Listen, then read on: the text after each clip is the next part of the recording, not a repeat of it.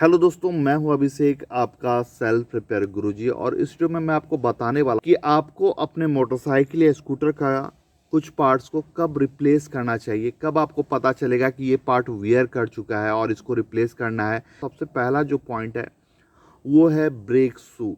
Tyre के बाद जो सबसे ज़्यादा वियर करता है वो है ब्रेक शू। बहुत ही इंपॉर्टेंट है आपके सेफ्टी के लिए। तो यहाँ पे देखिए, कंपनी हर एक चीज़ के लिए इंडिकेटर दी रहती है, ठीक है।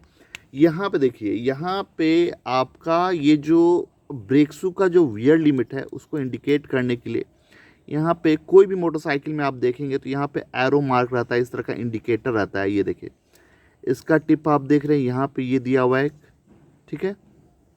और यहाँ पे ये जो प्लेट है इस पे भी एक आपका एरो दिया हुआ है।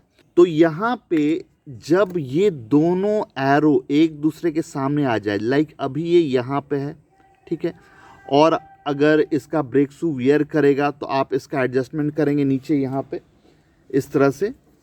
ये देखिए, इसको आप एडजस्टमेंट करेंगे क्योंकि आपके ब्रेक पैडल में फ्री प्ले आ गया है। तो इसको आप जैसे जैसे एडजस्टमेंट करते जाएंगे ये आगे बढ़ता जाएगा, ये एरो। ये देखिए, इसको आप एडजस्ट कर रहे हैं, ठीक है।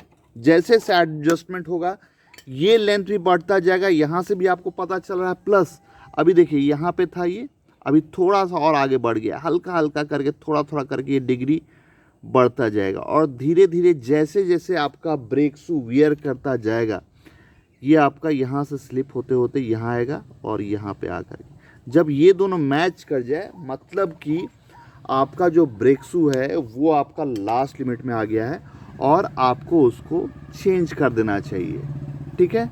ये है आपका वियर लिमिट इंडिकेटर। यहाँ पे एक चीज़ का ध्यान आपको और रखना है, जब भी आप अपने मोटरसाइकिल या स्कूटर का ब्रेक शू चेंज करवाएं तो उसके ड्रम का कंडीशन भी आप देख लें। यहाँ पे अगर आप देखेंगे तो अगर ये ड्रम, इसको इस तरह से आप नाखून यहाँ पे देख सकते हैं, यहाँ पे अगर बहुत ज़्यादा कट आपको दिखे तो इसको आपको एक बार मेज़र कर लेना है। यहाँ पे अगर आप देखेंगे तो ये देखिए, मैक्स डाया 131 mm, यहाँ पे देख सकते हैं 131 mm। तो अगर ये घिसते घिसते इसका यहाँ से यहाँ तक, जहाँ पे घिसा हुआ वहाँ से आपको मेज़र करना है। अगर इसका 131 mm से ज़्यादा हो गया मतलब आपको इसका ड्रम भी रिप्लेस करना पड़ेगा। अभी यहाँ पे अगर आप देखेंगे इस ड्रम का कंडीशन, तो ये देखिए, ये अभी ज़्यादा नहीं कटा हुआ है, यहाँ पे मेरा नाखून भी ज़्यादा इंगेज नहीं हो पा रहा है, तो ये अभी चलने लायक है, उतना ज़्यादा इसमें वियर नहीं हुआ। अभी एक बहुत ही इंपॉर्टेंट पॉइंट है, आप जब भी ब्रेक शू यूज़ कीजिए तो एक अच्छे क्वालिटी का ब्रेक शू यूज़ कीजिए। अगर आप अच्छे क्वालिटी का ब्रेक शू यूज़ नहीं करेंगे तो वो ब्रेक शू आपके ड्रम को डैमेज कर देगा। और ये जो ड्रम होता है ये कॉस्टली होता है। यहाँ पे ये स्कूटर का है तो सिर्फ ये पोर्शन ही चेंज होगा, थोड़ा सा चीप होता है, बट मोटरसाइकिल के केस में ये बहुत ही कॉस्टली होता है। 4 से 5 हज़ार, किसी किसी में 6-7 हज़ार का कॉस्ट आ जाता है। ये कंप्लीट आप जो व्हील देख रहे हैं एलॉय, वही चेंज होता है, इसी का पार्ट होता है ड्रम। और यहाँ पे ये बहुत ही कॉस्टली हो जाता है, इसलिए आपको हमेशा एक अच्छे क्वालिटी का ट्रस्टेड ब्रांड ही ब्रेक शू में यूज़ करना है। अगर आप नहीं करेंगे तो ड्रम को डैमेज करेगा ये।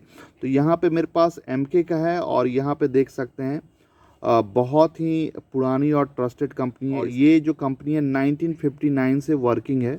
यहाँ पे देख सकते हैं कुछ इसके profits: instant braking, no braking noise, longer brake life, no damage to brake drum, drum को डैमेज नहीं करता है। ये बहुत बड़ा पॉइंट है क्योंकि एक बार ड्रम डैमेज हुआ तो बहुत बड़ा खर्चा आता है। दूसरा जो इम्पोर्टेंट कंपोनेंट है वो है ब्रेक पैड। जैसा कि आप जानते हैं कि ड्रम ब्रेक में ब्रेक शूज यूज होता है और डिस्क ब्रेक में ब्रेक पैड्स यूज़ होता है। दोनों का पर्पस सेम ही है, गाड़ी को रोकना, और दोनों आपके सेफ्टी के लिए बहुत ही इम्पोर्टेंट है।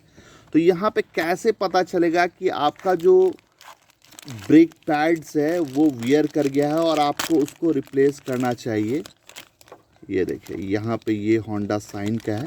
तो यहाँ पे अगर आप ध्यान देंगे तो यहाँ पे आपका ये ब्रेक पैड इस तरह से लगा हुआ है, एक इस साइड है डिस्क के और दूसरा दूसरे साइड है।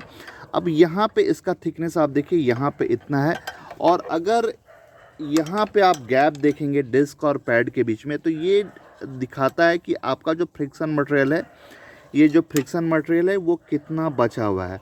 अब यहाँ पे ऐसा नहीं है कि आपको 100% इसका यूज़ करना है। जब इसका थिकनेस लास्ट का 20 to 25% बचे, तब आपको इसको रिप्लेस कर लेना है। तो यहाँ पे कुछ एग्जांपल मैं दिखाता हूँ ताकि आपको समझ अच्छे से आ सके। तो ये देखिए, ये जो ब्रेक पैड है, अभी इसमें मोर देन 50% फ्रिक्शन मटेरियल बचा हुआ है और इसको रीयूज किया जा सकता है। अभी ये चलने लायक है। यहाँ पे देख सकते हैं, यहाँ पे नया का थिकनेस, यहाँ पे ये यूज्ड है,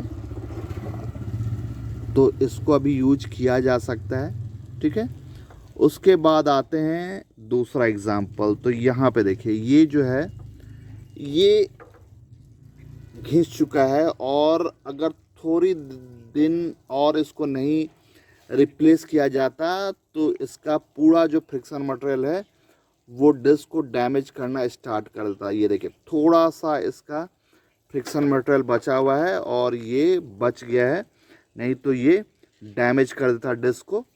ये देखिए, और यहाँ पे भी यही कंडीशन है। ये देखिए, लास्ट मोमेंट में इसको रिप्लेस किया गया। अब भी देखिए, एक जो वर्स्ट केस है जहाँ पे आपके डिस्क को डैमेज कर दिया जाता है वो है यहाँ पे। अगर आप देखेंगे तो यहाँ पे देखिए, ये जो फ्रिक्शन मटेरियल है यहाँ पे बचा हुआ है, बट यहाँ का जो फ्रिक्शन मटेरियल है कम्प्लीटली घिस चुका है ये देखिए, और ये आपके डिस्क को ऑलरेडी डैमेज कर चुका है। जिस व्हीकल में भी ये लगा होगा उसके डिस्क को इसने डैमेज किया होगा। और डिस्क जो होता है वो बहुत ही ज़्यादा कॉस्टली आता है। तो अगर आप सही टाइम पे नहीं रिप्लेस करेंगे तो ये जो आप डिस्क देख रहे हैं इसको मेटल टू मेटल कांटेक्ट होगा, फ्रिक्शन मटेरियल हट जाएगा और ये डिस्क को डैमेज हो जाएगा। और डिस्क होता है कॉस्टली। प्लस सेम कॉन्सेप्ट यहाँ भी लागू होता है। अगर आप अच्छे क्वालिटी का डिस्क पैड नहीं यूज़ करते हैं तो डिस्क को ये डैमेज करता है और ये डिस्क फिर कॉस्टली हो जाता है। इसीलिए हमेशा अच्छे क्वालिटी का डिस्क पैड यूज़ कीजिए। और यहाँ पे MK का जो डिस्क पैड है बहुत सारे व्हीकल्स के लिए आता है, मोस्टली आपको हर एक 2 व्हीलर के लिए मिल जाएगा। और यहाँ पे आप इसको ट्रस्ट कर सकते हैं, इसका यूज कर सकते हैं। ये देखिए, MK का एक इंडिकेशन और होता है। अगर आप नीचे से पता नहीं कर पा रहे हैं तो ऊपर से भी आपको पता चल जाएगा। जैसे जैसे आपका डिस्क वियर करेगा, यहाँ पे जो ब्रेक फ्लूइड का लेवल है वो डाउन होता जाएगा। यहाँ पे देख रहे हैं लोअर लिमिट में आ गया है इसका ब्रेक फ्लूइड का लेवल। तो आपका जो डिस्क पैड है वो घिस रहा है, इसको आप टॉप अप कीजिए और एट द सेम टाइम अपने डिस्क का एग्जैक्ट कंडीशन आप पता कीजिए नीचे, जैसा मैंने आपको बताया है। अब यहाँ पे मेरे पास एक और कंपोनेंट है, clutch and brake yokes and clutch and brake lever. अब ये जो दो कंपोनेंट है, जब भी टूटेगा तो इसको तो आप चेंज करेंगे ही, बट कुछ और पॉइंट है, जब ये वियर करता है उस समय भी इसे रिप्लेस करने का ज़रूरत पड़ता है। तो ये देखिए, यहाँ पे इसमें अगर इसका थ्रेड डैमेज हो गया, जहाँ मिरर लगता है इसमें देखिए यहाँ पे इसका थ्रेड डैमेज है, तो ये चेंज करना पड़ता है। आप थ्रेडिंग भी करवा सकते हैं बट बहुत ज़्यादा कॉस्टली हो जाता है वो। उससे अच्छा है कि आप इसको असेंबली को ही चेंज कीजिए। और बहुत ही रिजनेबल रेट पे ये MK ग्रुप्स बनाती है। ये देखिए, बहुत ही अच्छा क्वालिटी है इसका। ये देखिए, इसका फिनिशिंग, इसका क्वालिटी बहुत ही अच्छा है। ये देखिए, MK लाइट।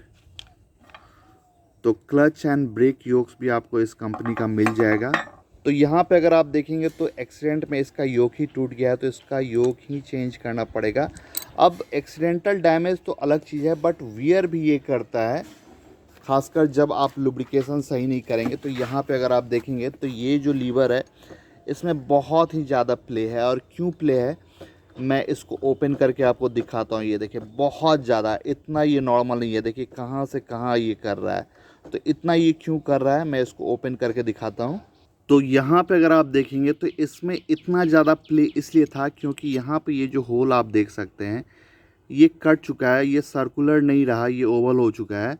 और यहाँ पे दोनों कटता है। ये जो आप पिन देख रहे हैं ये भी कट जाता है। यहाँ पे अगर आप इसके क्लच को देखेंगे तो इसमें भी बहुत ज़्यादा प्ले है, ये देखिए। और इससे क्या होता है कि जो क्लच में प्ले रखना रहता है उसका इल्यूज़न क्रिएट होता है। अभी इस मोटरसाइकिल में आपको ये प्रॉब्लम ज़्यादा अच्छे से क्लियर होगा। यहाँ पे अगर आप देखेंगे तो यहाँ पे जो क्लच में फ्री प्ले होना चाहिए वो 0 है। ये देखिए यहाँ पे यहीं से स्टार्ट हो रहा है, बट जो भी राइडर होगा उसको इल्यूज़न क्रिएट होगा कि फ्री प्ले है। क्यों? क्योंकि देखिए ये यहाँ से प्ले हो रहा है बट यहाँ पे प्ले 0 है। और इसी इल्यूज़न में आपका जो, ये देखिए, इसी इल्यूज़न में आपका जो क्लच होता है वो डिस्ट्रॉय होता है, वियर होता है, क्योंकि यहाँ पे केबल कम्प्लीटली टाइट है। और यहाँ पे देखिए ये प्ले देखिए बहुत ही ज़्यादा है, बहुत ही ज़्यादा है। ये देखिए तो इसका लीवर भी डैमेज है, यहाँ पे योक भी डैमेज है। तो ये सब चीज़ का आपको ध्यान रखना है। जब भी ये वियर करे तो आप इसको रिप्लेस कर सकते हैं। तो यहाँ पे आप MK का clutch and brake lever and yoke का यूज कर सकते हैं। बहुत ही अच्छा क्वालिटी है और ट्रस्टेड कंपनी है सिंस 1959। तो दोस्तों इस वीडियो में यहीं तक। और अगर आप भी MK के प्रोडक्ट्स यूज करना चाहते हैं तो आप यूज कर सकते हैं। बहुत ही अच्छा प्रोडक्ट रहता है इसका और बहुत ही पुरानी कंपनी है। तो दोस्तों प्लीज़ लाइक किए, अपने दोस्तों में शेयर किए, चैनल सब्सक्राइब कर, साथ में उस बेल आइकन को प्रेस किए ताकि जब भी मैं कोई नया वीडियो आपके लिए बनाऊँ तो नोटिफिकेशन मिल सके और आप उसे सबसे पहले देख सकें। And at last thank you for watching. मिलते हैं नेक्स्ट वीडियो में।